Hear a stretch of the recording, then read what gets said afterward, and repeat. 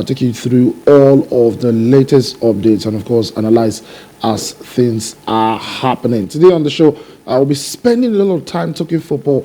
I have a guest joining me all the way from Abuja. I know that after the club football season has now ended with the Champions League final on Saturday, there's a lot more focus now on international football. We have Nigerian players in camp already as we speak.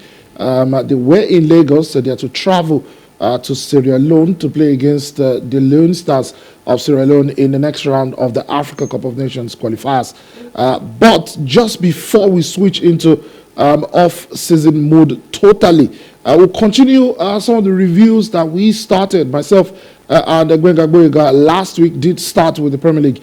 I will try to see how far we can go today, but of course we will be starting with the Champions League review today on the show, and that's majorly what we're going to be doing. But before we get into all of that, let us just quickly give you some tidbits from the domestic front, and we start from rugby, as the Nigeria Rugby Football Federation yesterday unveiled a 12-man Black Stallions squad for this month's Paris 2024 Olympic Games qualifiers scheduled for Mauritius.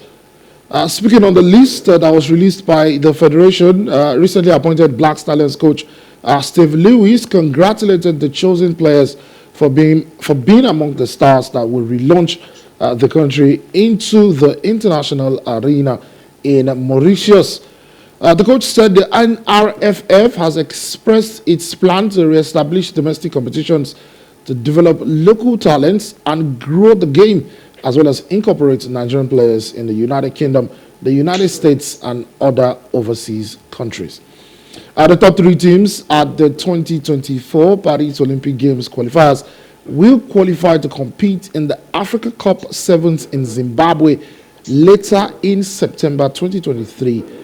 That's according to Steve Lewis, the coach of the Nigeria Rugby national team. The NRFF said in that statement, whilst the list was released, that Sani Mohammed will serve as the team secretary general, while former rugby player Aziz Ladipo will be the general manager.